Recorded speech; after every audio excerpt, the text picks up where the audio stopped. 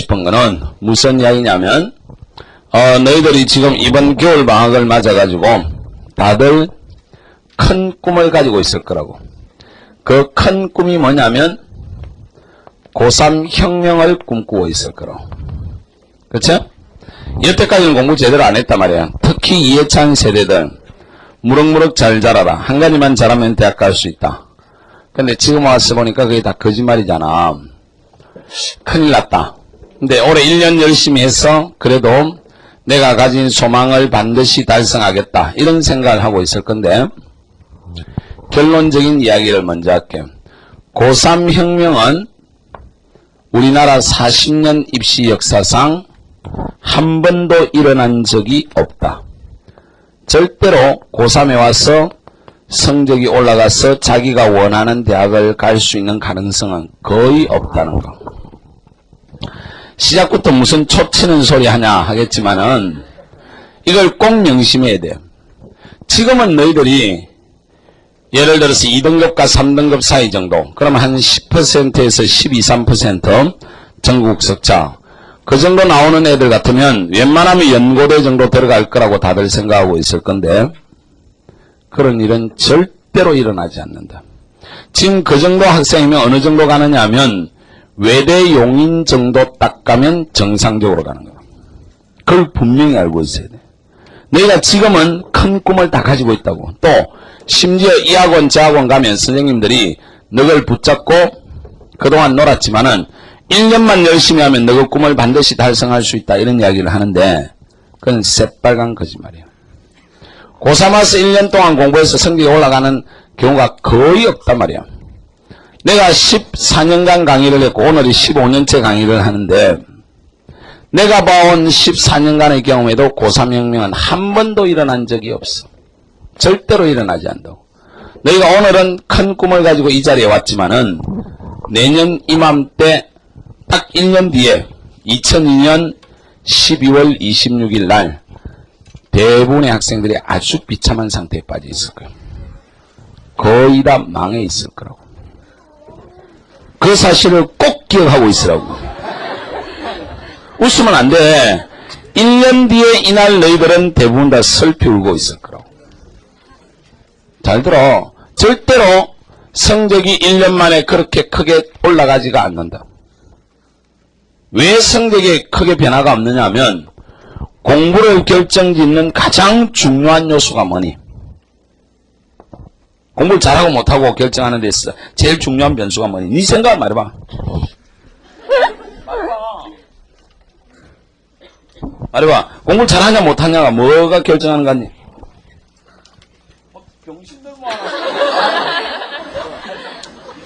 노력이요. 노력. 제일 많이 나오는 답이었어. 니는? 잠 줄이는 거. 잠 줄이는 거. 아주 구체적이네. 니 좀 많이 줄여야 되겠다. 줄이면 체중도 줄 것 같다. 저도 노력이요. 니도 노력. 니는? 방법. 방법. 다양하게 노네. 니는? 노력. 학생들한테 물어보면 공부를 잘하냐 못하냐 결정되는 제일 중요한 요소가 주로 노력, 정신력, 끈기 이런 이야기를 많이 하는데 여기에서부터 너희가 잘못 알고 있어. 공부를 잘하냐 못하냐를 결정하는 가장 중요한 요인은 유전자야. 이거 웃으면 안 돼. 솔직하게 이야기를 해야 돼. 왜 웃는데?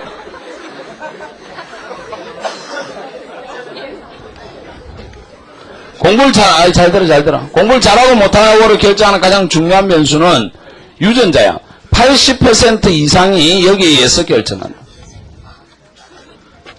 이런 면에서 우리 사람들은 솔직하지가 않다는 거야.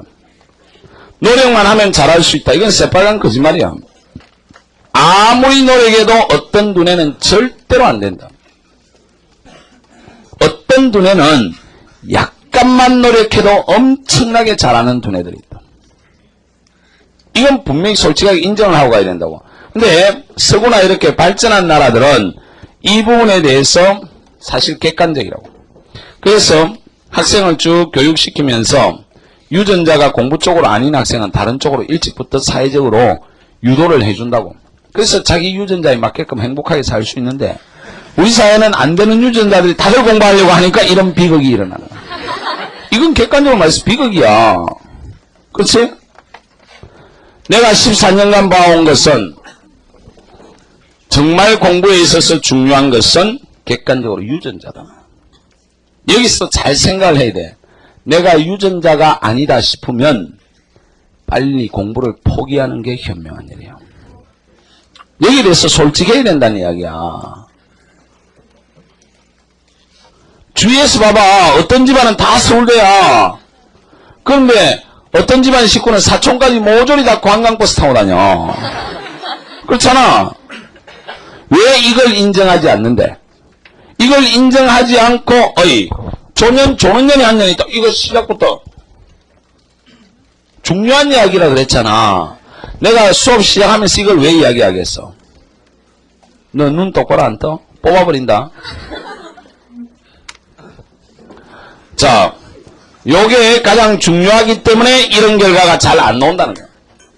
그 다음에 이제 두 번째, 세 번째가 의지나 노력이나 이건 합쳐서 20% 이하다.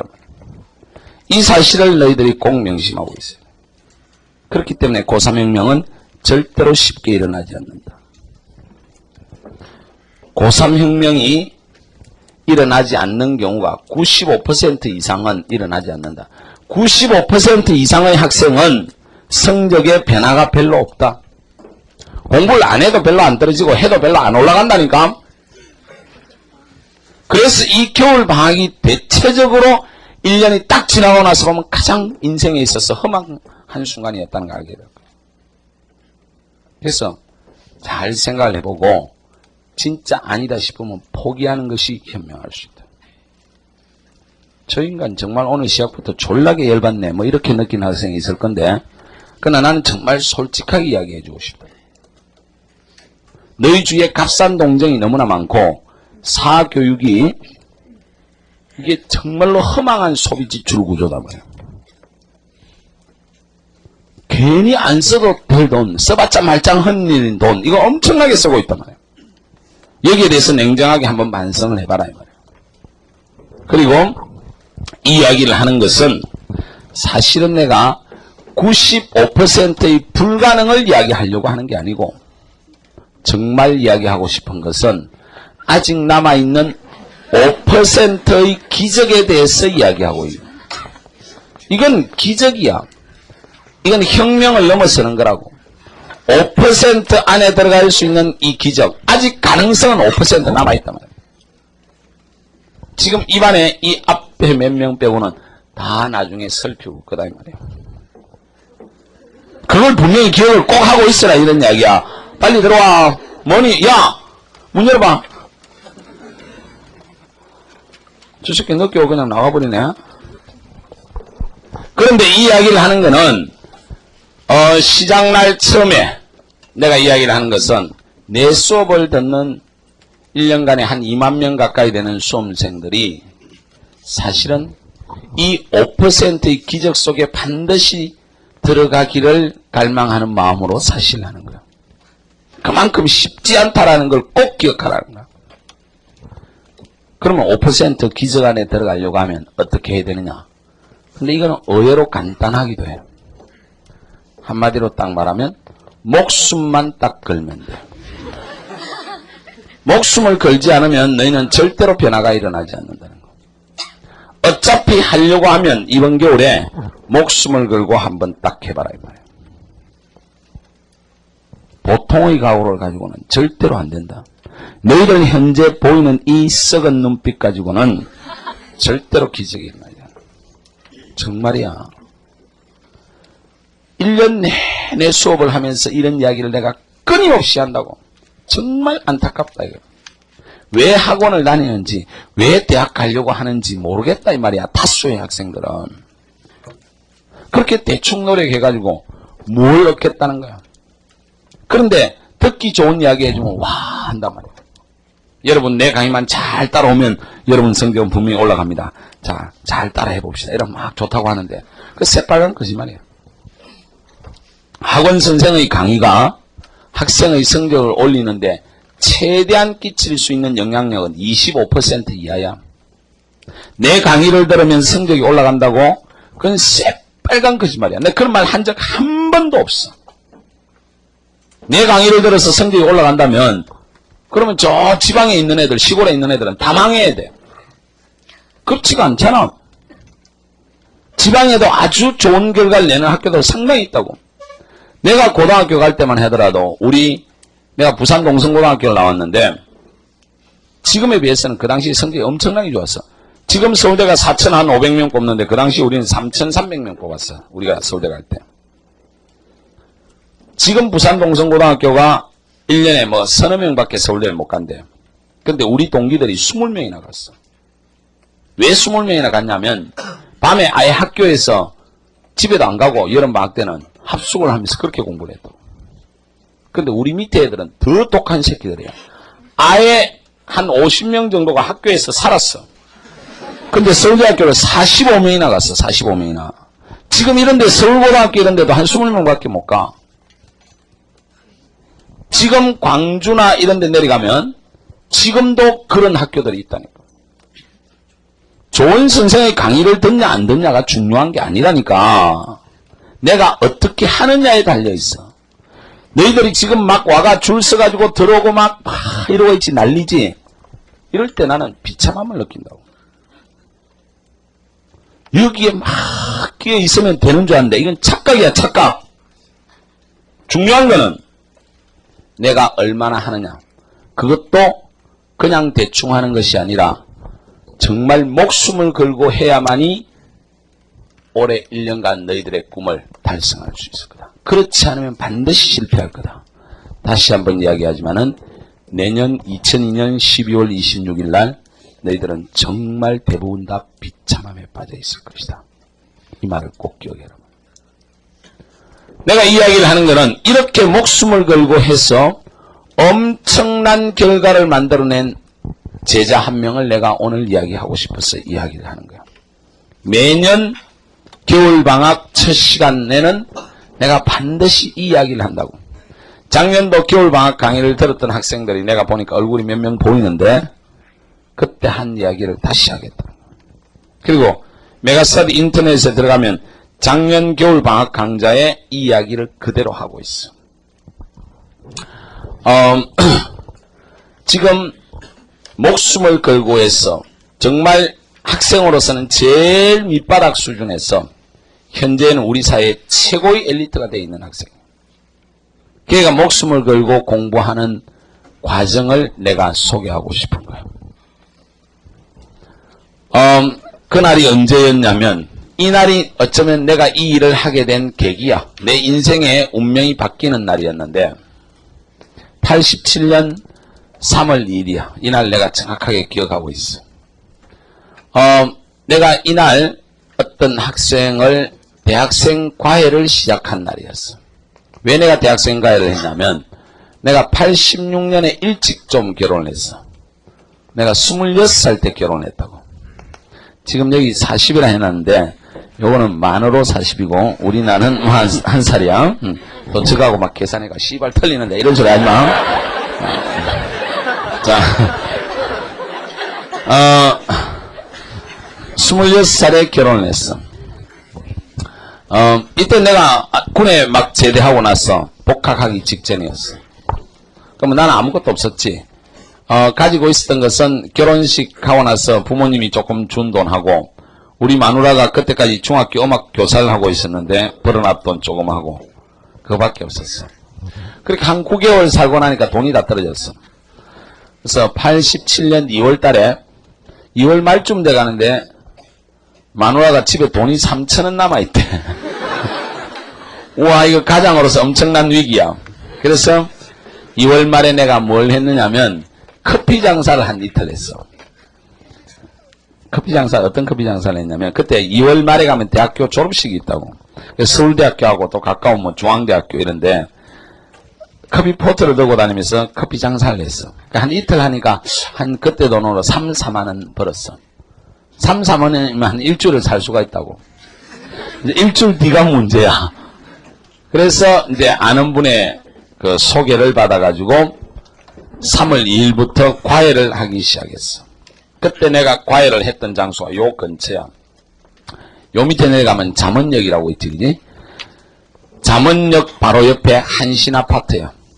한신아파트 307동이야. 혹시 한신아파트 307동에서 온 학생 있으면 손 들어봐. 없냐? 요 바로 밑이니까.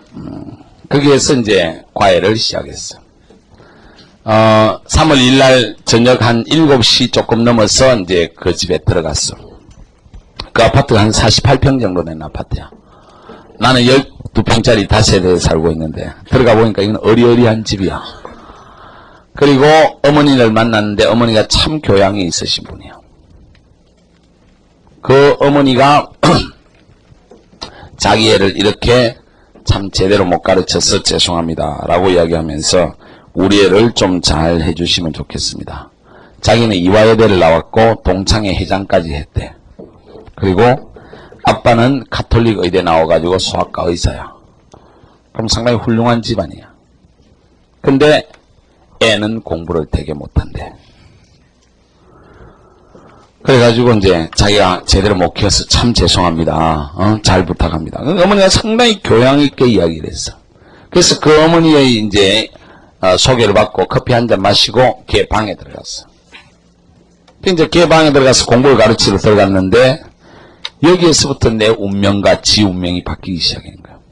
방에 딱 들어갔는데 상이 하나 딱 펴져 있는데 얘가 대가리를 푹 쏘이고 있어. 선생님이 들어갔는데 얼굴도 안 되는 거야, 인연이. 그래서 뭐 억수로 자존심 상하는 거야.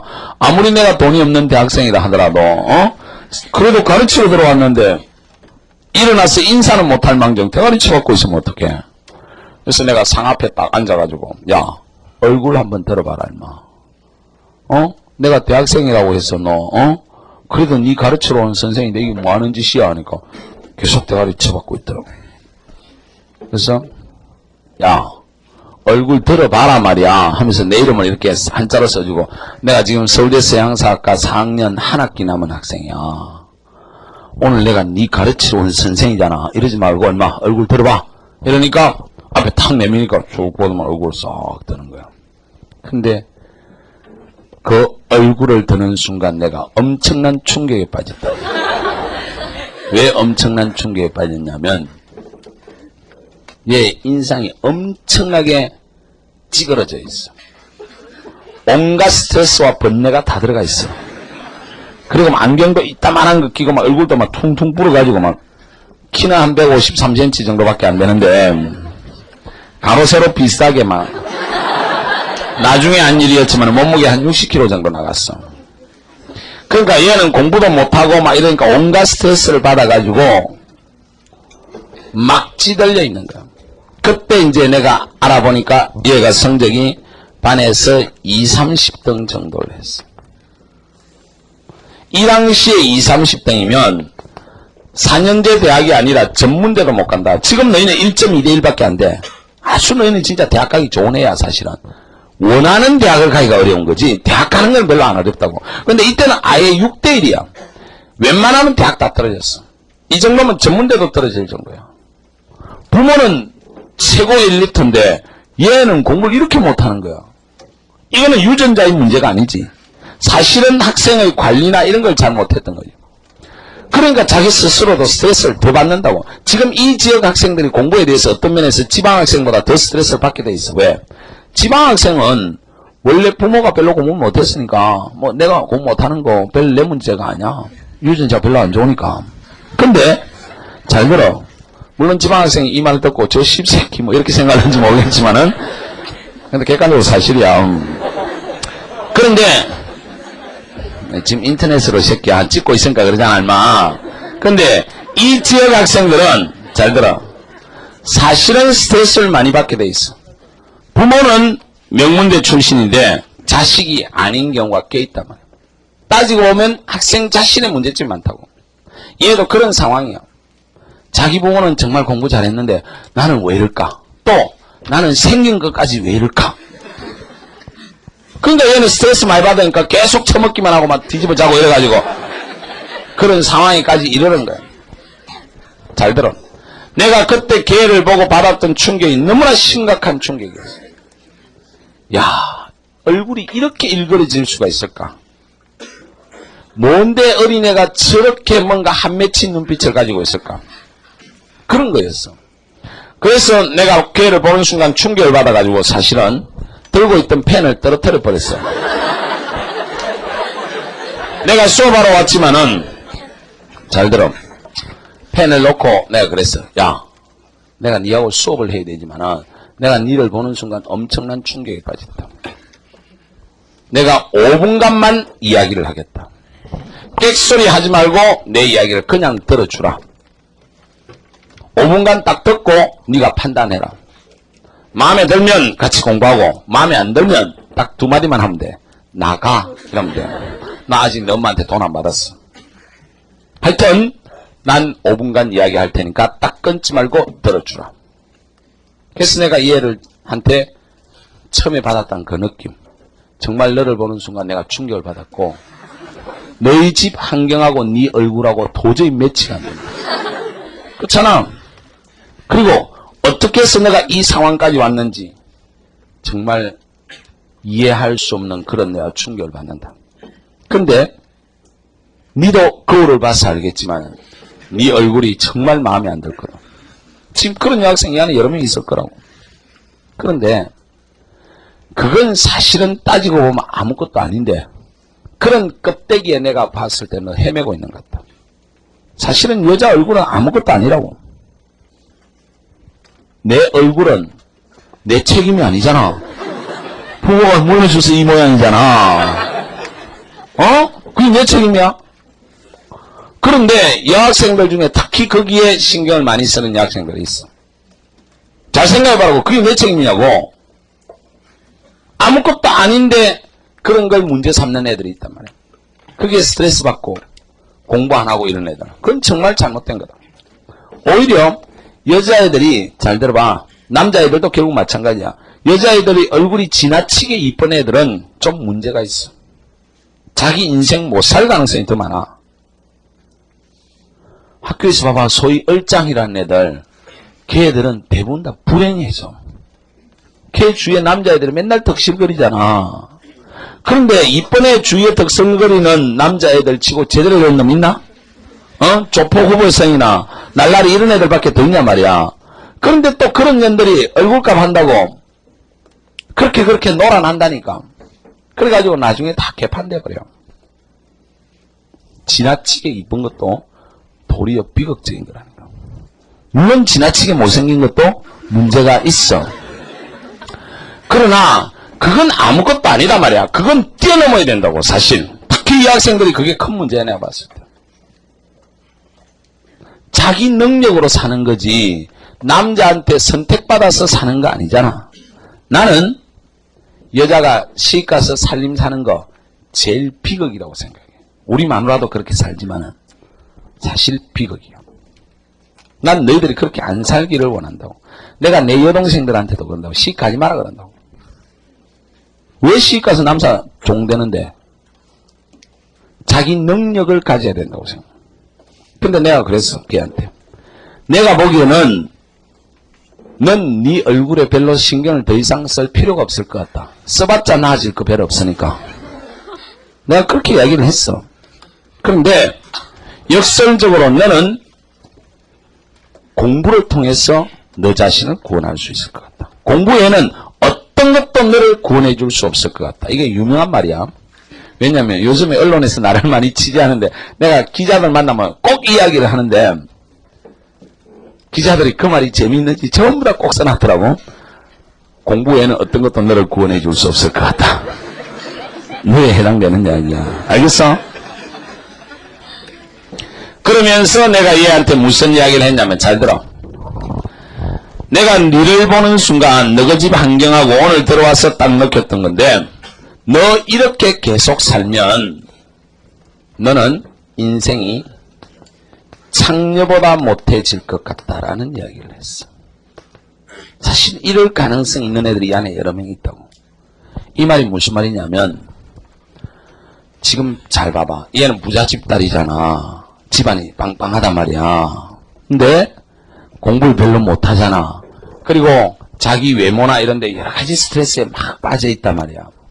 이렇게 하다가 그냥 고3으로 끝난다고. 이게 지금 고2였는데 그럼 어떻게 되겠어? 전문대 이런 데 보낼 것 같나? 안 보낸다니까. 집안에 능력이 있기 때문에. 결국 미국 유학 보낼 거라고. 심지어 엄마까지 따라가가지고 어학연수 시키고 뭐 어디 대학 어떻게 막 허질구리한 데 넣어가지고 또 초강경 다이어트에 거기다 성형수술까지 해가지고 데리고 올 거단 말이야. 그래가지고 외국에서 공부했다고 이제 이렇게 내세우고 중매쟁이들 막 만들어가지고 결국은 시집 보내는 게 부모의 과제라고 생각한다. 이 부모들은 고전적 사고에서 벗어나지 못해가지고 딸은 하여튼 시집 보내는 게 중요하다고 생각한다고. 나는 그런 어머니들은 좀 경멸한다. 물론 우리 어머니는 연세가 많으니까 아직도 그런 생각을 하는데 내 동생 중에 한 명이 시집을 안 간 동생이 있어, 막내가. 그래서 맨날 만나면 걔 시집 보낼 생각만 하는데 나는 막내한테 맨날 그런다고. 시집 가지 마라 그런다고. 왜 가서 종되는데. 근데 지금 얘는 능력이 없기 때문에 결국은 그런 식으로 만들어가지고 시집 보낼 거라고. 그러면 얘한테 장가 오는 애들이 누가 오겠어? 얘가 막 사랑스러워서 좋아서 결혼하겠어? 아니잖아. 그럴 때 대체적으로 중매쟁이를 통해서 우리 사이 결혼이 이루어지는 게 얘는 한미천 싸들고 간단 말이야. 뭐 고시에 합격을 했거나 시골 출신인데 돈은 없는데 의사가 됐거나 좋은 직장을 가졌거나 이런 경우에 거래적인 결혼이 이루어진단 말이야. 내가 그랬어.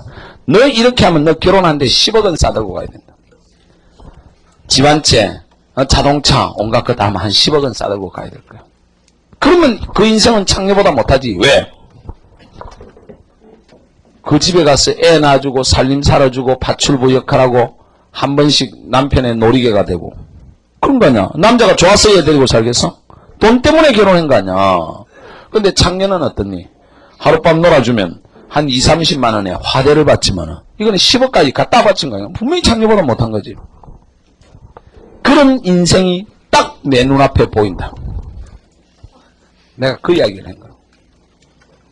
자, 내가 하고 싶은 이야기가 이거다. 그러니까 나는 이런 생각을 가지고 있는 사람이니까 너가 근본적으로 한번 바뀌었어. 너 어디 가니?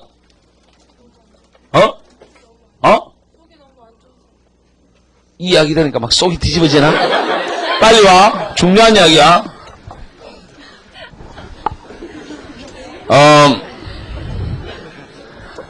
잘 들어. 그러니까 내가 이런 생각을 가진 사람이니까 한번 근본적으로 바꿔보는 생각에서 내하고 공부를 하든지 졸라게 기분 나쁘면 이상한 새끼가 들어와가지고 말이야 지 마음대로 이야기하고 너 인생은 창녀보다 못해질 가능성이 있다라고 이따오로 이야기하는 게 마음에 딱 걸리면 나가 이렇게 이야기하면 돼. 자, 2개 중에 선택해. 그러니까 이야기를 딱 끝나고 났으니까 얘가 어떻게 했냐면 펑펑 울더라고. 한 2, 3분 울더라고. 딱 울더만 눈물을 거치고 뭐라 하냐면 솔직하게 이야기해 줘서 감사합니다 그러더라고. 사실 자기도 여기까지도 고민을 해봤대. 걔가. 자기 집안은 이렇게 좋은 집안인데 왜 내만 이 꼴일까? 자기는 공부를 하려고 해도 공부하려고 하면 막 가슴에 막 오히려 막 뭐랄까 막 한이 맺히는 것 같고 공부가 도저히 안 된대요. 그러다가 또 막 스트레스 받으면 뭐 나가서 먹고 그러다가 여기까지 왔다 이거. 그리고 또 한 번씩 아빠한테 야단 맞으면 다 뒤집어져 버리고. 그런데 여태까지 대부분의 과외 선생들은 들어와서 달래면서 몇 개 가르쳐주고 풀어봐라. 뭐, 머리는 좋네. 잘할 수 있는데 네가 노력을 안 해서 그런데. 자, 조금만 하면 연고대 이런 데는 별로 안 어려우니까 잘 해보자라고. 맨날 달래기만 한다는 거예요. 그러나 그런 선생들이 2시간 땡 되면 하다가도 막 적당히 맞춰가지고 다음 시간에 좀 더 하자고 잽싸게 날라버린대. 다 강도 새끼들 같더래요. 그래서 자기는 과외를 하면서도 2달 이상 한 적이 없대요. 무슨 명분을 들이대서라도 꼭꼭 잘랐대요. 왜? 그 새끼들이 전부 다 사기꾼 같다는 느낌이 드니까. 근데 이 뭐 젊은 대학생이 들어와가지고 말이야 지에 대해서 정면으로 까버리니까 차라리 속이 시원하다는 거야. 한번 공부를 해보겠으니까 어떻게 하면 되겠네. 그래서 내가 그랬어. 그럼 일단 너가 어느 정도 실력이 되는지 한번 테스트를 해보자. 그러니까 시험을 딱 쳐봤어. 바로 시험을 쳐보니까 영어는 꽤 해. 수학은 중학교 1학년 수준이 안 되는 거야. 이게 엄청나게 방치를 해놓은 거야, 애를. 어떻게 하다 이렇게 된지 나도 도대체 이유를 알 수 없을 정도로 성적이 그런 상태야. 그래서 엄마가 정석을 가르쳐 주기를 원했지만은 내가 그랬어. 너는 지금 중학교 수학도 안 돼 있으니까 2달 동안 중학교 1, 2, 3학년 수학을 하고 그 다음에 정석을 들어가자. 그 대신 2달 만에 중학교 과정을 다 끝내야 되니까 아주 강력하게 해야 된다. 숙제를 왕창 많이 내주겠다. 대신 숙제 1개 안 해오면 10대씩 패겠다. 그리고 가르쳐준 걸 다음 시간에 모르면 무조건 때리겠다. 니한테는 그만한 대가와 고통이 치러져야 된다. 그거 수용하겠나니까 좋대. 뭐 얘는 이제 각오를 좀 한 거니까. 그래서 걔하고 내하고 수업을 할 때 진짜 내가 걔를 많이 때렸어. 내가 용서를 해라. 잘못하면 주먹으로 팍 이렇게 때렸어. 상당히 좀 아프죠?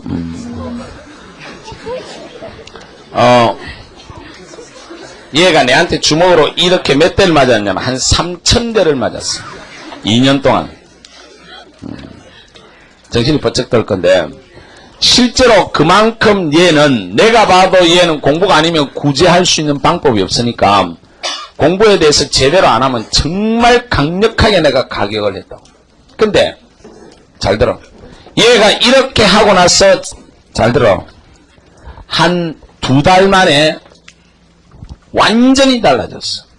5월달 중간고사를 딱 쳤는데 5월 중간고사를 쳤는데 얘가 성적이 얼마만큼 올라갔냐면 반에서 2, 30등 하던 애가 반에서 10등까지 올라갔어.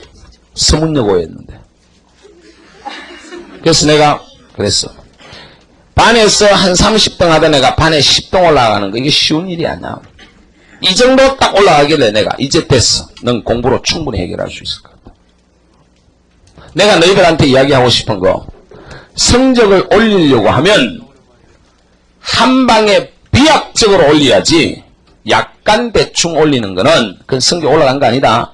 반에서 한 30등 하는 애들 반에서 25등 이런 거 성적 올라간 거 하나도 아니다 말이야. 우연히 25등으로 갈 수 있어. 그때 자기가 좀 공부한 게 나왔고 찍은 게 더 맞고 반에서 한 20등 올라가봤자 또 금방 내려가. 특히 중간 정도에 있는 애들이 정말 문제가 심각하네. 중간 정도에 있는 애는 중간 정도에 편안하게 있는 게 고착화돼 가지고 늘 성적이 그 자리야. 어디 갔다 놔도 중간한다고. 그렇게 해가지고는 결국은 수도권 안에 대학도 제대로 못 간단 말이야. 그런데도 지금 반에서 20, 30등 하는 것들이 서울 시내 괜찮은 대학을 꿈꾸고 앉아있단 말이야. 대전이나 경부선이나 호남선 타야 될 인간들이 이 정도의 학생들은 성적을 올리려고 하면 한 방에 이만큼 딱 올려야 돼. 그래야 뭔가 변화가 일어날 수 있어. 근데 얘가 요 2달 동안 보여주었던 게 2가지를 보여줬어. 이거와 연결시켜서 공부를 어떻게 하느냐 하는 걸 내가 말하겠는데 흔히 말하는 손선생 공부법 이야기해가지고 학부모들을 만나면 내가 이거 설명회 때 많이 이야기한다고 12월 4일 때도 이야기했고 아마 듣고 오셔가지고 너희들한테도 이야기했을 건데 공부가 4개의 과정을 통해서 가는데 여기서 이 기간 동안에 얘가 이걸 보여줬어. 공부는 엉덩이를 가지고 한다라는 걸 보여준다. 아주 중요한 이야기야. 나도 그때까지는 몰랐는데 나중에 이제 생각을 해보고 한 5년 뒤에 얘가 보여주고 진짜 공부를 제대로 해서 성적이 올린 애들이 보여준 공통점에서 내가 이걸 추출한 건데 공부는 머리를 가지고 하는 게 아니야. 공부는 뭘 가지고 하는 거냐면 엉덩이를 가지고 하는 거야. 이것만 되면 고3 혁명이 일어날 수 있어. 사실. 근데 우리나라 수험생의 95%는 이게 안 된다. 공부는 뭘 가지고 한다? 엉덩이를 가지고 한다. 왜 웃는데? 엉덩이를 가지고 한다는 말이 무슨 말이냐면 한 자리에 앉으면 최소한 2시간은 꼼짝을 안 해야 돼. 오늘 이 순간부터 잘 들어. 오늘 이 순간부터 너희가 한 2주일 안에 이 단계에 도달하지 못하면 공부 포기하는 게 좋다. 딱 한 번 앉으면 그 자리에서 최소한 2시간은 꼼짝하지 않고 앉아있어요. 절대로 일어나서는 안 된다. 이게 제대로만 가면 5시간까지 앉아있을 수 있다. 얘가 요 기간에 자기 인생을 한번 바꿔봐야 되겠다. 공부에는 어떤 것도 자기를 구제해 줄 수 없다는 생각을 가지고 한 2주 지났을 때부터 한번 앉으면 최소한 3시간, 4시간은 꼼짝도 안 하는 거예요. 한 2주 지나니까 이 집에 내가 과외하러 가니까 이 엄마가 막 너무 좋아해. 우리 애가 너무나 달라졌다는 거예요. 얼굴빛이 달라진 거예요. 얘가 정말로 공부를 한대 이제. 한번 앉으면 3시간, 4시간을 절대로 꼼짝 안 하는데 저기 이 새끼 대가리 쳐박고 있는 개새끼! 야, 똑바로 안 앉아 너.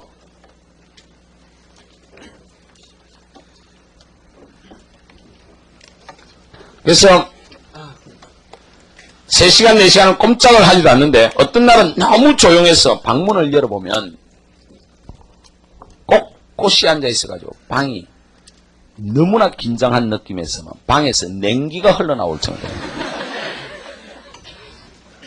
이러니까 한 2달 만에 이런 결과가 나오는 거예요.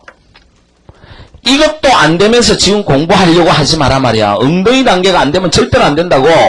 그리고 엉덩이 단계를 내가 그림으로 그려줄 테니까 그려놔. 여기가 잘 들어 이 새끼야. 이렇게 너희가 앉아서 공부하는 의자야. 대부분 학생들이 이렇게 앉는 인간들이 많아. 엉거주춤하게 이렇게 엉덩이 설 걸쳐가지고. 이 학생은 그려놔. 이건 틀림없이 삼수할 학생에 앉아있는 자세. 이렇게 앉으면 절대로 안 된다고. 어떻게 앉아야 되느냐면 요렇게 딱 앉아야 돼. 완전히 수직으로 앉아야 돼. 이거 그려놔야 돼. 이거 다 그려놔야 돼. 수직으로 앉아야 돼. 알았나? 자, 그렇게 앉아봐. 다시. 허리하고 등받이 딱 붙이고 바로 딱 앉아. 그리고 수업이니까 나를 쳐다보고 필기를 할 때는 약간 고개를 숙이는 이런 자세로 딱 앉아야 돼. 잘 들어. 이 학원이 어떤 학원이냐면 예전에 메가스터디 또 서초대일 앞에 예전에는 뭐였냐면 학원이 진리와 자유였어. 이 학원 이름이. 그때는 내가 대중 강의를 만 5년을 했는데 올해가 6년째 접어드는데 그 앞에 9년간은 아주 특이한 학원을 했다고. 내가 혼자서 전과목을 가르치는 학원을 했단 말이야. 그 시절이 더 유명한 시절이야 인마. 그럴 때 내가 양재동, 서초동 그 다음에 여기 삼풍아파트 여기에서 이렇게 옮겨 다니면서 학원을 좀 했는데 맨 마지막에 이제 여기서 한 3년을 했어.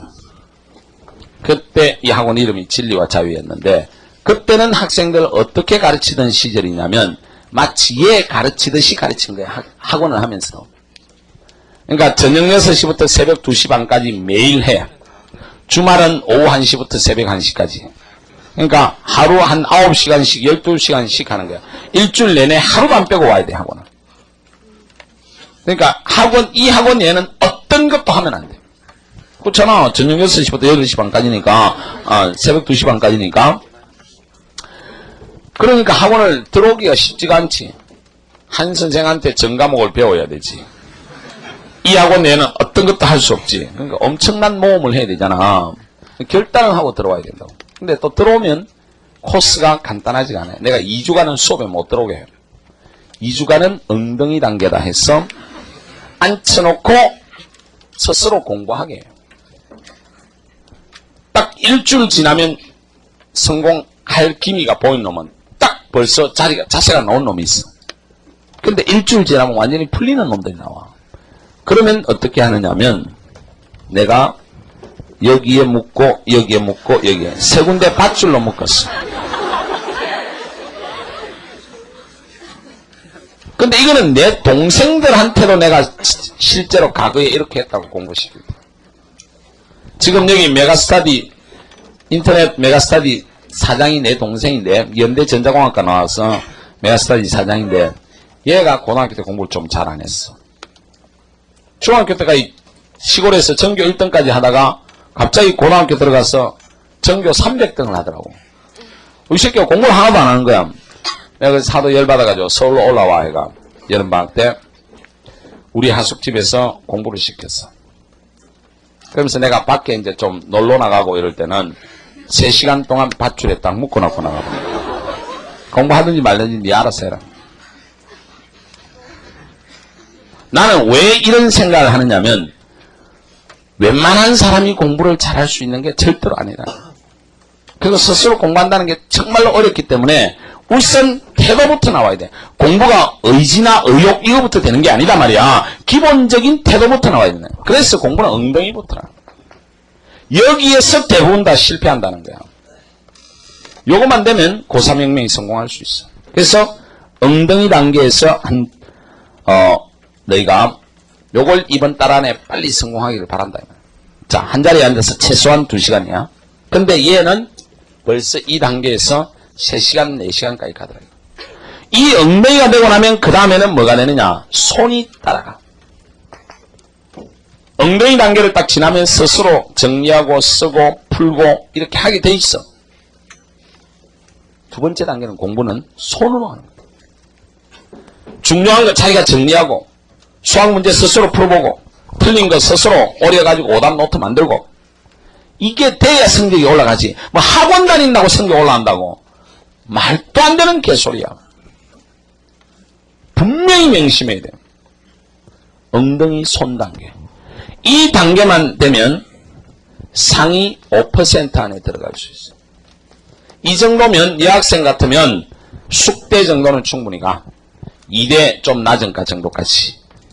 그 다음에 남학생 같으면 한양대 중간 정도까지. 이 정도 가기가 그렇게 쉽지가 않잖아. 공부는 이 기본적인 행동의 단계가 더 중요하다. 이게 되고 나면 비로소 머리의 단계로 들어간다. 근데 우리나라 수험생들은 이게 안 된 상태에서 머리다 집어넣으니까 머리에 잠시 머물렀다 금방 다 빠져나가잖아.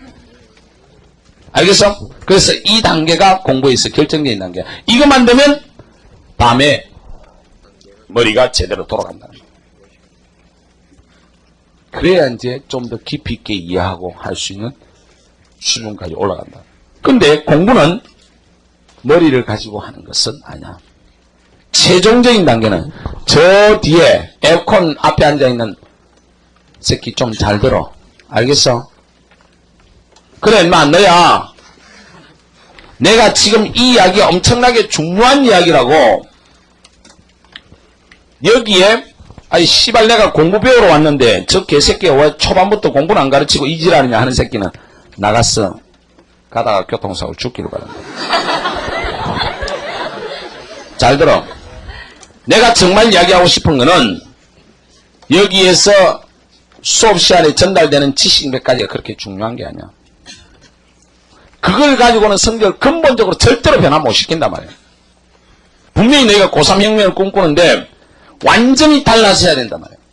여태까지 살던 삶의 태도가 근본적으로 달라지지 않으면 안 되기 때문에 내가 첫 시간 이야기를 하는 거야. 그런데 씹새끼 앉아있는 눈빛이 아이씨 공부나 좀 가르쳐주지 뭐 하고 있어. 확 뽑아버린다. 자, 머리의 단계를 지나고 나면 그 다음에 진짜 공부하는 가슴의 단계에 들어갈 수 있다. 공부는 최종적으로 뭘 가지고 하느냐면 가슴으로 한다. 이걸 얘가 그 뒤에 2달 안에 보여줬어. 사실 머리를 가지고 공부를 하면 머리를 한 서너 시간 쓰고 나면 정말 머리가 막 티가 날 거라고. 그렇잖아. 서너 시간 집중하고 나봐. 얼마나 머리가 깨질 것 같겠어. 근데 진짜 공부를 잘하고 좋아하는 애들은 20시간 정도도 해낸단 말이야. 한번 딱 앉아가지고. 얘가 그런 모습을 보여줬기 때문에 내가 공부는 엉덩이에서 손에서 머리에서 가슴으로 온다는 걸 내가 느꼈다. 봐봐. 우리가 열심히 공부한다는 말을 많이 쓰잖아. 너희 부모들이 맨날 열심히 하라 그러잖아. 근데 이 열자가 한자를 한번 봐봐. 무슨 열자야? 뜨거울 열자잖아. 심자가 마음 심자잖아. 열심히 공부한다라는 것은 가슴에 열이 나도록 공부하는 거란 말이야. 이건 뜨거운 가슴으로 공부하는 거라고. 내가 공부하고 있을 때 결국은 가슴에 한이를 느껴야 돼. 정말 샘솟는 기쁨이 느껴질 때 이게 열심히 하는 거라고. 막 하기 싫은데 억지로 하루 종일 하는 거. 그건 열심히 하는 게 아니다 말이야. 하기 싫은데 막 피아노 한 애가 하루 종일 8시간만 쿵쾅쿵쾅 해봐. 손마디 부러지는 것 같고 미칠 것 같잖아. 근데 자기가 그거 정말 좋아해봐. 8시간 이렇게 하고 나도 자기가 8시간 했다는 느낌이 안 들어. 금방 그 시간이 지나가는 거야. 너희가 다 좋아하는 일에 그렇게 매진해 본 적이 있을 거 아니야. 예를 들어서 학교에서 교지 같은 거 편집할 때 막 며칠 밤을 새워서 해본 애들도 있을 거고, 심지어 뭐 남자애들 중에는 어릴 때 공 차는 거 좋아해가지고 막 5시간, 6시간 동안 막 신나게 공마 찬 적도 있을 거고, 저마다 뭔가 자기가 좋아하는 일에 밤을 새워본 적이 있을 거 아니야. 그럴 때 뭐야, 그 일을 하면서 열정을 느꼈던 거 아니야. 그게 열심히 공부하는 거단 말이야. 자기가 하고 있는 일에 가슴이 뜨거워지지 않으면 그건 열심히 공부하는 게 아니라. 내가 수업을 참 많이 하는 사람인데 일주일에 한 70시간 정도 수업을 해요. 그러면 이건 취사랑이야. 왜냐하면 대학 교수가 한 9시간 하고 중고등학교 선생님들이 한 18시간 정도 해요. 학원 강사가 좀 많이 하는 경우가 한 3, 40시간. 이범 정도가 한 45시간 정도 해. 기준을 잡으면 내가 한 70시간 정도 하는데 이범은 내보다 한참 어린애잖아. 그러면 이 늙은 몸이 일주일에 한 70시간 하려고 하면 정말 힘들어 사실. 그런데 수업하러 올라오기 전에는 힘든데 수업을 하다 보면 편안해져. 왜? 수업하는 게 내한테는 제일 좀 즐거운 일이기 때문에 내 체질에 맞다고. 근데 내가 이제 수업할 때 좀 마음대로 행동은 하긴 하지. 그 스님은 그냥 용서하지 않으니까. 그건 왜 그러냐면 난 여기에 지금 집중하고 뭔가 내가 수업하고 있는 곳에 내가 스스로 함몰해 들어가는데 눈빛이 딴 데가 있다든지 저 십새끼처럼 저런 조는 눈빛을 딱 하고 있다든지 하면 내가 신경이 딱 거슬린단 말이야. 그러니까 불러내서 조져야 돼. 그러니까 말 안 들으면 조지고 하니까 얼마나 스트레스가 팍팍 풀려. 또 제대로 안 하면 욕 팍팍 해버리니까. 그러니까 수업하고 있는 것 자체는 내한테는 즐거운 일이야. 그러니까 내가 일주일에 70시간씩 이렇게 수업을 할 수 있어요. 육체적인 힘으로는 못한다고. 자기가 하고 있는 일에 뭔가 열정을 느끼고 뜨거운 가슴을 유지할 수 있으니까 할 수 있는 거다. 공부도 마찬가지야. 정말 진정으로 잘하려고 하면 이걸로 해야 된다. 그래서 공부는 엉덩이에서 시작해서 손에서 머리로 최종적으로는 가슴으로 가는데 얘가 한 10등까지 올라갈 때 이 두 개 단계를 보여줬어. 여기에 딱 가길래 내가 됐다. 넌 이제 공부로 문제를 해결할 수 있을 거야. 그런데 생각보다 너무나 빨리 결과를 만들어냈어. 87년 8월 27일이야. 얘는 이날을 기억 못하더라고. 이날은 기억하는데 나는 이날도 기억하고 있다.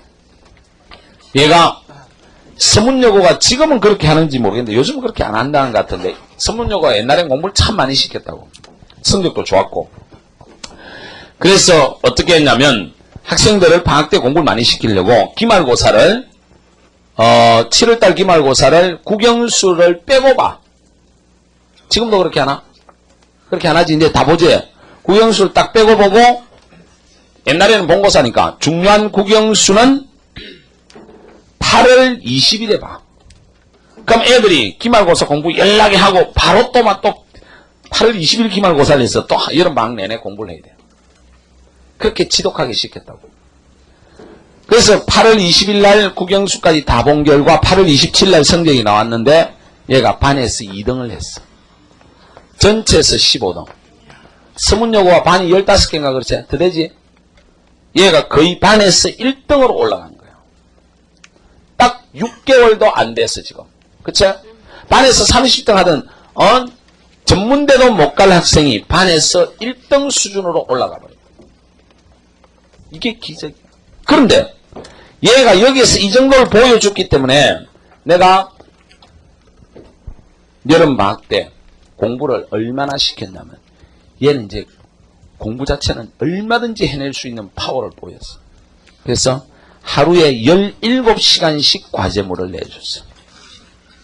너희는 안 믿겠지만은 얘한테 확인 전화를 해봐. 내가 좀 이따 얘가 어디에 있는지 알려줄 테니까. 하루에 17시간, 여기서 17시간이라는 거는 넷도로 자기가 공부한 시간을 말해. 학원 같은 건 하나도 안 다녔어. 그러니까 보충 수업 없는 날을 기준으로 했을 때 내가 가서 영어 수학 가해 해주는 거 외에는 자기 혼자 딱 공부하는데 어디에서 공부했냐면 그 잠원동 근처에 사는 애들은 알 건데 그 금옥 상가가 있어. 금옥 도서실에서 하루에 17시간씩 공부를 했어. 잠자는 시간 5시간, 집에 왔다 갔다 밥 먹는 시간 빼고 나서는 딱 17시간 공부. 내가 이때까지 학생을 가르치는 중에 이렇게 지독하게 공부를 해낸 놈 본 적이 없다는 거야. 근데 너희들 여기 앉아있는 대부분의 학생들은 이렇게 하지 않으면 이번 겨울 방학 때 하나도 성적이 안 올라갈 가능성이 있어요. 그런데 전년 졸고 앉아있어. 이 병신 같은 년이. 야, 이 새끼 이게 얼마나 중요한 이야기인데 졸고 앉아있어. 안 되니까 포기해라. 알았어? 대학 못 간다. 절대로 못 가. 내가 분명히 이야기하는데 이번 겨울 방학 동안에 잘 들어. 하루에 순수하게 자기가 딱 엉덩이 붙이고 앉아서 집중해서 공부하는 시간이 7시간이 안 나오면 반드시 재수할 거다. 그리고 잘 들어. 언어, 수학, 사탐, 과탐, 외국어 이 5개를 전부 학원 다니는 학생, 전과목을 다 학원 다니는 학생 틀림없이 재수한다. 두고 봐. 빨리 바꿔. 전과목 다 배우고 있으면 몇 개 없애. 학원 많이 다니면 틀림없이 망한다고 내가 분명히 이야기를 하고 있어. 내가 학원 강사하냐. 학원 많이 다니면 틀림없이 망한다고 맨날 이야기하는데도 학원만 많이 다녀. 다시 분명히 이야기한다. 학원 많이 다니면 틀림없이 망한다. 왜? 망할 수밖에 없다고. 그거는 내가 공부하는 시간이 없는데 어떻게 성적이 올라가? 제일 중요한 건 내가 나를 완벽하게 이해시키는 거예요. 하루에 자기 공부하는 시간이 자기 스스로 앉아서 공부하는 시간이 7시간 안 나오면 이번 겨울 방학 때 그렇게 모자 쓰고 막 이 학원 저 학원 돌아다니면서 공부해볼 거라고 의욕을 갖는 거 말짱 헛일이야. 내년에 넌 틀림없이 망해서 울고 있을 거야. 알겠어? 자, 잘 들어. 근데 얘는 하루에 17시간을 했단 말이야. 17시간에 했던 양을 내가 가르쳐 줄 테니까 참조를 해라 말이야. 이거 꼭 필기를 해놔. 얘가 17시간 동안에 한 양이 뭐냐? 이건 내가 내준 숙제이기 때문에 내가 정확하게 알고 있어. 첫째, 수학을 하루에 100문제씩 풀었어. 이렇게 말하면 전부 다 우하고 그랬는데 이 병신아, 이렇게 공부한 사람이 있다는 걸 알아야 돼. 하루에 100문제 풀었어. 두 번째, 영어 독해 지문을 하루에 100개 했어. 그 다음에 이 당시는 영수본고사기 때문에 영어 단어를 하루에 100개 외웠어. 요렇게 했다. 요게 얘의 하루 공부량이야. 이걸 완벽하게 하루도 안 빼고 다 해냈단 말이야. 요거 딱 다 하면 수학 문제 100문제 써봐. 한 페이지에 두 문제 정도 풀 거 아냐. 그러면 연습장이 50페이지가 필요하다. 그치? 영어 단어 외우고 지문하면서 단어 쓰고 정리하니까 하루에 너희가 쓰는 연습장이 한 권씩 딱딱 날라갔어. 얘 집에 가면 그때 썼던 연습장이 지금도 다 쌓여있어. 날짜와 함께. 그리고 모나미 볼펜 제일 싸구려 있지? 그게 하루에 한 자루 딱딱 날라갔어. 얘가 그러더라고. 내가 그때 대학생 때니까 얘는 고등학교 2학년 나이 차이가 별로 안 나잖아. 내보고 오빠 그랬는데 얘가 그랬어. 오빠, 내가 하루에 볼펜을 한 자루 쓰는데 볼펜 한 자루 쓰는데 걸리는 시간이 얼마인 줄 알아? 내가 써봤냐 임마. 그러니까 이 손으로 움직이는 시간이 약 8시간 정도 계속 쓰면 볼펜이 한 자루 날아간대. 이렇게 무섭게 공부를 했단 말이야. 그러니까 이런 결과가 나온 거야. 근데 이러면 학생들이 선생님 이게 어떻게 가능합니까? 이러는 놈들이 있는데 내가 아무 때나 내준 게 아니야. 과학적으로 계산해서 내줘. 이거 17시간 안 걸려. 봐. 수학 100문제, 수학 한 문제 5분이면 충분히 되지? 되나 안 되나? 안 돼? 바보가? 수능에서는 2분 만에 풀어야 되잖아. 한 3분 만에 풀어야 되잖아. 예를 들어서 5분 이상 걸리면 내 수준에 안 맞는 문제야. 그러면 다른 문제 풀어야 돼. 그러면 100 곱하기 5 하면 500분이지. 500분이면 몇 시간이야? 68, 48. 8.4시간 정도 돼. 영어 독해 지문. 하나 시험에서 풀 때 얼마야? 1.5분밖에 안 되잖아. 근데 이거 단어도 좀 외워야 되고 하니까 한 4분 주자 말이야. 그러면 400분. 400분이면 6, 7, 42. 그지? 7시간 안 되지? 6.8시간. 하면 15시간 하고 좀 남잖아. 영어 단어 100개 외우는 데는 1시간이면 외우지. 이 병신아, 이걸 1시간에 못 외우냐? 돌대가리가? 요렇게 하면 분명히 이게 17시간 안 걸려서 끝낼 수 있는 양이야. 충분히. 그런데 여기 있는 많은 학생들 중에는 2년 동안 공부한 양일 거야, 이게. 고등학교 들어왔어. 2년 동안 이것도 안 한 인간이 여기 앉아있단 말이야. 잘 들어. 이렇게까지 할 거라고는 생각하지는 못해, 나도. 이 정말 무시무시한 양이야. 한 자리에 앉아서 적어도 5시간씩 이렇게 팍팍 버텨야 해내. 그 5시간을 거의 집중하면서 해야 된다. 정말 무서운 양의 공부를 했지. 너가 이래놓고 한번 뜯어봐봐. 너가 지금 영어, 외국어 학원, 외국어 이런 데만 학원 다니잖아. 나는 외국어 가지고 학원 다니는 게 제일 이해가 안 돼. 도대체 외국어에 왜 학원 다니냐 말이야. 야, 나와. 너 좀 나와. 일로 나오라고, 이 새끼야.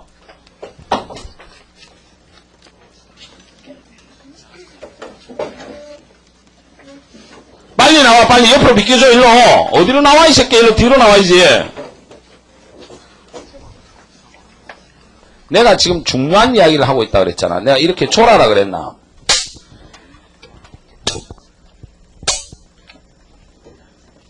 어? 이 새끼들이 정말로. 일로 와, 일로 와. 어느 학교야? 경문 몇 등급이야? 수능 모의고사 치면. 어? 그것 가지고 제대로 대학 갈 수 있나? 못 가지? 정신 똑바로 차려.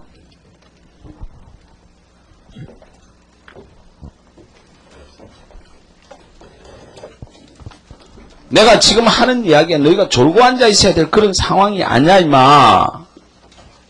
내가 왜 이야기를 하겠어? 다시 이야기하지만은 너희들이 지금 희망을 가지고 와 있는 이 꿈이 내년 이맘때면 반드시 망해 있기 때문에 난 그 모습을 안 보게 해주려고 이야기를 하는 거야. 겨울방학 때 허망한 꿈 꾸지 말라는 이야기, 공부 때리치우라 라는 이야기를 하고 싶은 게 아니라 이렇게 하라는 이야기야. 근데 이 양이 어떤 양이야 말이야. 영어 독해 지문 100개면 너희가 지금 다니는 학원을 한번 봐봐. 학원을 가지고 교재를 한번 꺼내봐. 영어 독해 지문이 100개도 안 들어있어. 그걸 3개월 동안 배워. 얘는 하루에 해결한 거단 말이야. 너희들 지금 수학책 학원 교재 꺼내봐. 책 한번 꺼내봐. 꺼내가지고 보면 공통수학 하면 한 300문제도 안 들어있어. 200문제 정도밖에 안 들어있어. 그러니까 또 3개월 동안 배워. 이틀 만에 끝낸 거야. 내가 공부를 하면 학원 다녀서 공부할 수 있는 2달짜리 공부 내가 웬만큼 집중하면 일주일이면 다 끝내요. 훨씬 내가 집중해서 공부하는 게 효율적이고 그것도 모르고 학원에다가 모든 걸 맡겨놓는다. 택도 아닌 짓이란 말이야. 알겠어? 학원 선생이 내가 정확하게 이야기를 해주잖아. 내가 공부하지 않으면 반드시 망한다. 근데 얘는 이렇게 해냈어. 이렇게 해서 6개월 만에 이런 기적적인 결과를 만들었어. 그런데 얘는 얘의 기적적인 결과에 섬하게 불과해. 얘는 완전히 섬하게 불과하다. 그렇게 해가지고 고3 때 얘가 이제 본고사에서 수학의 한계를 보였어. 결국 그래서 서울대를 못 갔어. 2대 사학과를 갔어. 근데 사학과가 지금은 별로 인기가 없지만 그 당시에는 영문과 다음이야. 여기에 거의 수석으로 들어갔어. 그리고 4학년 내내 1등으로 졸업했어. 그리고 대학원 석사과정을 들어가가지고 석사과정에서도 거의 1등을 했어. 그러니까 석사 논문을 쓰기 얼마 전에 결혼을 했어. 그리고 이제 석사학위 받고 나서 한 몇 개월 있다 애를 낳고 갑자기 우리 집을 찾아왔어. 2달 된 애를 안고 저 남편하고 공부를 때려치우겠대. 와서 내한테 상의하러 온 거야. 그래서 내가 무슨 소리야 네가 인마 왜 공부를 때려치워. 그러니까 도저히 자기가 지금 공부할 형편이 아니래. 자기 남편이 그 당시 대학원 박사과정에 곧 학위 받기 직전이었어. 자기도 이제 박사과정에 막 들어갔는데 그러면 자기 남편이 박사학위 받더라도 대학 교수 되는데 시간 걸리고 또 거기에 걸맞는 직장 걸리는데도 시간이 좀 걸려. 지는 박사과정 하면 한 5, 6년 걸려. 그러면 경제적으로 문제다 이게요. 집에서 좀 도와줘서 살고 있지만 도저히 안 되겠다는 거야. 그래서 자기 남편하고 상의를 한 결과 공부를 때려치우겠다.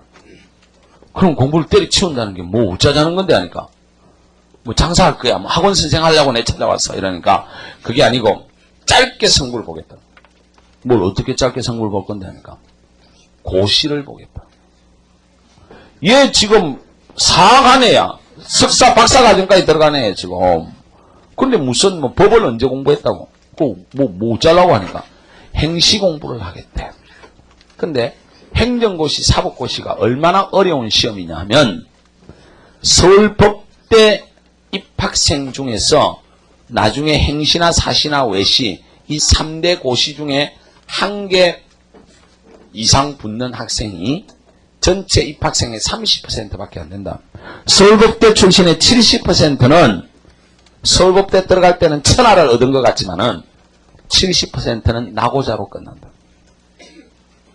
그래서 일반 직장 들어가거나 막 지금도 아직 고시 공부하고 있고 막 그래. 내 친구 중에 내 고등학교 동창 중에 내가 41살이지만 내가 나이가 1살 어려. 내 고등학교 동창은 42살인데 대부분 다. 이번 동창회 지난주에 동창회를 했는데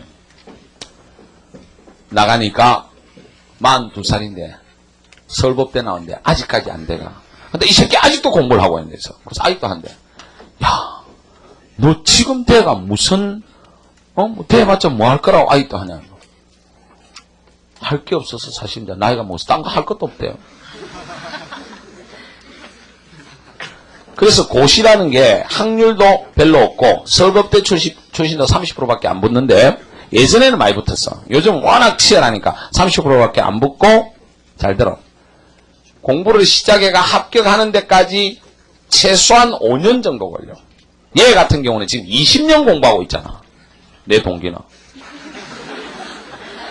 한 5년은 최소한 걸린단 말이야. 근데 얘는 법하고 공부도 하나도 안 했는데 지금 이때 애 낳고 한 나이가 27인가 8인가 그랬어.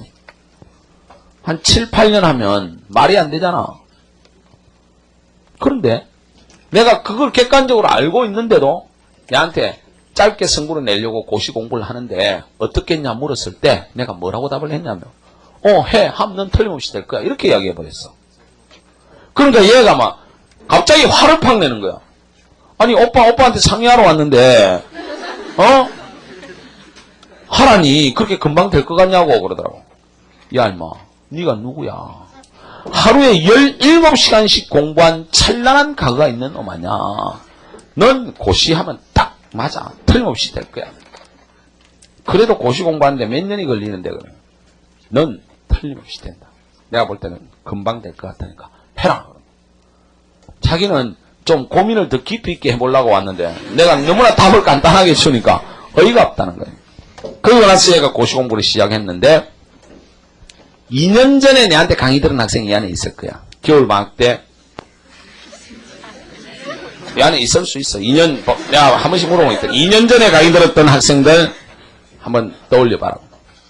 그때 걔가 1차를 붙고 2차에서 첫 해 시작해가지고 한 6개월 만에 1차 바로 합격해버렸어. 공부를 지독하게 하니까. 그리고 2차에서 떨어져 버렸어. 바로 한 번에 그렇게 1년 안에 붙는 경우는 거의 기적이 없어. 근데 겨울 방학 개강하면서 내가 이해 이야기를 하면서 애들한테 약속을 했다고. 얘가 틀림없이 고시에 합격한다. 고시에 합격하지 않으면 내가 목을 떼주겠다고 그랬어. 목을 떼주겠다고 그랬어. 그게 2년 전 이야기야. 근데 작년 겨울에 강의 들었던 애들 있잖아. 작년에 이미 재작년에 그러니까 합격을 해버렸어. 얘가 행시를 1년 6개월 만에 합격을 했어. 이것도 거의 신기록에 해당된다. 2대 4과 출신은 고시 된 경우도 잘 없지만 이런 기간에 된 거는 2대 생기고 처음일 거야. 2대 법대까지. 1년 6개월 만에 그것도 아주 우수한 성적으로 합격했어. 5등으로 합격했어. 일반 행정고시로. 근데 기적 같은 결과야, 얼마. 내가 처음 만났을 때 창녀보다 못할 년이었어. 그렇지 않나? 공부도 못할 뿐만 아니라 얼굴에 함과 온갖 게 찌들려 있는 애야. 작년 겨울 설날 때 우리 집에 찾아왔더라고, 저 남편하고. 그래서 내가 남편 보고 정말 네 놈이 정말 멋진 놈이다. 여자 볼 줄 아는 놈이다. 내가 결혼하기 전에 마지막에 결혼하기 한 달 전에 저거 남편 될 놈이다 하면서 내가 여기서 그때 학원하고 있을 때 데려왔더라고. 요 밑에 영림이라는 한식집인데 거기 가서 저거 남편 될 놈이니까 한번 봐달라 그러더라고. 내가 보고 그때 보고 진짜 깜짝 놀랐는데 얘는 키가 53밖에 안 되는데 이 남자는 키가 85야. 그리고 억수로 잘생겼어 이 새끼야. 얘는 그 뒤에 이제 열심히 살고 얘가 얼굴이 많이 좋아졌지만 바탕에 한계는 있잖아. 이쁜 얼굴은 아니라고. 야, 그때 내가 그런 생각했어요. 저 새끼 정말 야 저렇게 널씬하게 잘 빠진 놈이 잘생긴 놈이 쫓기는 애한테 결혼을 이렇게 외모로 봐서는 뭐 남편이 훨씬 나은 거야. 그런데 결국은 이 남자는 여자를 보는 진짜 눈을 알고 있었던 자기 마누라 될 사람이 진짜 탁월한 능력을 가지고 있다는 거야. 사실 그런 여자 데리고 사는 게 행복한 거 아니야. 그래서 내가 그때 왔을 때 그랬다고. 저 남편 보고 야 자네가 정말 멋진 놈이다. 마누라 정말 잘 얻었지? 그러니까 예 그러더라고. 그리고 저거 애하고 데리고 막 놀다가 밥 먹고 이제 좀 노는데 얘가 내보고 그러더라고. 농담으로 툭 이 말을 던지더라고. 87년 그때 내가 오빠를 만나지 않았더라면 아마 지금 창녀보다 못했겠지? 내가 그 말을 듣는 순간 가슴이 뭉클해지면서 눈물이 팡 돌더라고. 그렇잖아. 그때 내가 딱 고등학교 2학년짜리 아주 어린 나이잖아. 앉혀놓고 너 이년아 이렇게 살면 창녀보다 못할 수 있어. 그걸 기분 나쁘게 들으면 지금 저 뒤에 맨 놈이 그렇게 듣고 있었어. 씹새끼 개강 때 무슨 개소리를 떠냐 이렇게 듣고 있는 놈이 있는데 마찬가지로 그것도 그래도 지금은 그래도 손선생이라는 근이라도 있어. 그 당시에는 새파란 대학생이 들어와가 딱 앉혀놓고 이년아 너 그 집은 잘 사는데 너 이렇게 살면 창녀보다 못할 수 있어. 이 말 했을 때 보통 애 같으면 기분 나빠가지고 나가 그랬을 거야. 사실 내가 그런 일을 당한 적이 있다고. 걔 그렇게 잘 들어. 그러니까 뭔가 사람이 뭔가 볼 줄 알아야 된다는 거야. 그 애가 그렇게 성적 올라가니까 그 307동 그 라인에서 여러 집을 과외를 했다고. 그 중에 잘 들어 2층이야. 2층 그 몇 톤지 지금 잘 기억이 안 나는데 하여튼 2층에 사는 집이야. 그 엄마가 또 자기 딸 가르쳐 달라 해가 그 애도 서문여고인가 같이 다녔는데 그래서 그 집에도 가르치게 됐어. 근데 걔는 피아노를 전공하는 애인데 애가 공부를 안 해. 가서 가르쳐보면.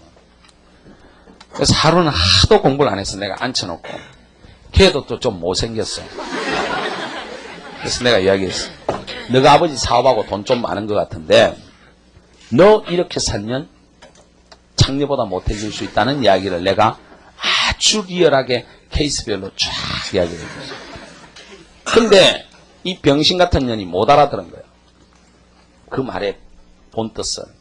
그래가지고 막 그날 밤에 울면서 저거 엄마한테 손 선생이 자기 보고 창녀보다 못한 년이라고 이야기했다. 내가 언제 그렇게 이야기했어? 너 이렇게 살고 공부 안 하면 이렇게 될 거란 이야기를 했는데, 그 다음에 과외하러 딱 갔는데 이상하게 아버지가 또 거실에 앉아있어. 내가 문을 열고 딱 들어가니까 딱 쳐다보더라고. 인사를 안 해, 이 아버지가. 그러더만은 안방으로 딱 들어가면서 손 선생 일로 좀 들어오세요 그러더라고. 어이씨, 뭐 손 선생 이렇게 들어오세요? 기분이 졸라게 나빠, 대학생이지만은. 그래서 안방에 들어갔어. 손 선생, 학생한테 그게 말이 그게 뭐예요? 무슨 말씀입니까? 그러니까 우리 딸을 창녀보다 못하다고 그랬다며? 그러다. 그 말이 아닙니다. 얘가 잘못 알아들었네요. 하니까 이 자식 봐! 막 이렇게 나오는 거야. 졸라게 무식한 아버지의 무식한 딸이야. 그래서 내가 자초지종을 설명해 줬는데도 뭐 이 새끼가 어쩌고 말이야, 네가 선생이야 막 어쩌더라고. 정말 어이가 없는 거야. 근데 그 당시에는 과외가 금지되어 있던 시절이야. 그래서 하도 지랄 연명을 떨었어. 알았어, 당신 좀 조용해. 내가 지금 나갔어. 바로 그냥 고발할 테니까 내 잡혀가면 되잖아. 당신 지금 과외하고 있잖아, 그지? 자, 알았어, 나갈게요. 아이 선생님 왜 이럽니까? 이 거지 같은 인간이 졸라게 비굴한 인간이야. 그냥 내가 가서 고발할게. 내가 잡혀가도 대학생이니까 별 것 없으니까 당신 죽어봤다. 그러니까 무릎 꿇으면서 선생님 잘못했습니다. 그러니까 사람들이 잘 생각을 해봐야 돼요. 그래서 이건 약간 엉뚱한 이야기를 했지만은 내가 작년 설날에 얘한테 들었던 말, 그때 오빠를 안 만났더라면 지금 창녀보다 못했을 텐데 얼마나 가슴 뭉클한 일이야. 그리고 한 개인으로서 봐, 여기에서 우리 사회 최고 엘리트가 됐잖아. 한 일주일 전에 내한테 전화가 왔어. 자기 조카 2명이 내 수업을 듣는데, 입안에 앉아 있을런지 내가 지금 잘 모르겠는데, 한 명은 강남대일이고 한 명은 서초래. 서초 어느 반인지 모르겠는데, 근데 강남대일에서 듣는 애를 밤에 좀 상담을 해주래. 그거 부탁하려고 전화했어. 알았다고 내가 상담해 주겠다 그랬고, 서초에 하여튼 누가 한 명 갈 건데 앞으로 오면 잘해주래. 있으면 내한테 찾아온나? 걔 조카 있으면. 그 전화를 받고 이제 안부 전화 뭐 몇 마디 하다가 자랑할 게 하나 있대. 그래서 내가 니 뭘 자랑할 게 있냐 임마. 그만큼 성공했으면 됐지. 니 앞에 있으면 내가 부끄러운다니까. 얘가 지금 어디에 있냐면 행시학교가 국무총리실에 있다고. 자기가 왜 국무총리실로 바로 들어갔냐 하면 성적은 5등으로 합격했지만 최종 성적은 1등을 했대요. 연수원 성적이 합쳐진다고. 연수원에 들어가면 매주 시험을 본다고. 행시연수원이 있는데 6개월간 연수원 받는 연수 과정에서 대한민국 연수원 생기고 성적 신기록을 세웠대요. 야, 이 기적 같은 이야기야. 행정고시 연수원이 생겨가지고 여태까지 성적을 전부 다 했을 때 얘가 연수원 사상 1위 성적을 거뒀대. 그러니까 공부가 뭔지 알고 삶을 한번 근본적으로 바꿔본 사람은 이런 일들이 다 쉬워, 재미있어. 1년 6개월의 행시를 합격했던 것은 힘들게 합격한 게 아니고 아주 즐겁게 합격한 거야. 하루 17시간은 얘는 힘들게 공부한 게 아니다 말이야. 정말 즐겁게 공부한 거로. 너는 그걸 모른단 말이야. 내가 일주일에 70시간 수업해도 난 안 힘들단 말이야. 그걸 보통 사람은 절대로 모른다. 내가 분명히 한마디를 하겠는데, 인생은 보통 쉽고 재미있고 즐거운 일은 다 나쁜 일이야 나중에. 너그 밤새워서 오락 막 하고 막 기분 좋고, 그러니까 컴퓨터를 끄거나 PC방에서 나올 때 막 환희가 막 밀려오나? 절망감이 엄습하잖아. 어? 밤새워 만화책 막 보고 나면 와, 세계를 얻은 것 같은 막 온통 큰 환희가 너희를 감싸도나? 아니잖아. 쉽게 재미있는 것들, 쉽게 얻을 수 있는 모든 것들은 다 나쁜 것이야. 정말 고통스럽고 힘든 일들, 정말 이건 너무나 힘들 것 같은 일, 그걸 하고 나면 정말 의미 있고 가치 있다는 거, 환희를 느낄 수 있다는 거. 인생은 고통스럽고 힘든 일을 선택할 수 있는 그러한 지혜를 배워야 돼. 고통스럽고 힘든 일이 정말 쉬운 일이고 힘들고 가벼운 일들은 나중에는 무의미하고 정말 도리어 힘든 결과를 가져요. 너희 이 젊은 나이에 조금만 힘들고 고통스러운 걸 선택해봐. 내년 이맘때 현재의 너희 모습이 엄청나게 달라져 있어요. 예, 각오를 하고 한 자리에서 3시간, 4시간 딱 앉아있는 데서부터 시작해가지고 17시간의 환희를 맛볼 수 있는 이 엄청난 고통스러운 과업을 수행했기 때문에 지금 우리 사회에서 최고의 엘리트가 되어 있다. 이런 변화를 꿈꾸라, 이런 이야기예요. 마지막으로 하나를 당부하겠는데, 자, 모든 걸 다 바꿔. 어느 정도 바꿔야 되느냐? 어머니, 아버지, 일가, 친척, 형제, 자매 빼고 싹 다 바꿔. 친구까지도 다 바꿔버려야 돼. 내가 살고 있던 여태까지 삶의 태도나 방식이나 모든 걸 다 바꾸지 않으면 너희들은 내년 이맘때 정말 깊은 절망감에 빠져 있을 거야. 절대로 손 선생을 만났다는 것 자체가 너희들에게 그렇게 큰 행운이 되지 않는다. 내가 하는 이 이야기를 가지고 자기 자신을 스스로 변화시키는 거, 그게 정말로 큰 행운이 될 거야.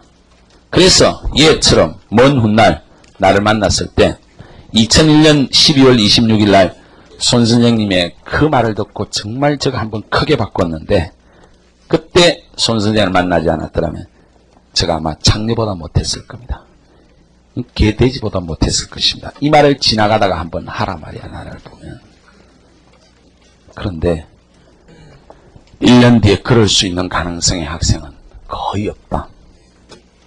여기 250명 넘는 학생 중에 한 명의 학생이 그럴 수는 있을 거야. 나는 그 한 명을 위해서 수업하지 249명의 쓰레기를 위해서는 수업하지 않는다. 다 저마다 그 한 명의 학생이 되기를 바란다. 자, 오늘 첫 시간은 여기까지 하고 10분간 쉬었다가 저기 있는 발상의 전환 수업을 하도록 하겠습니다.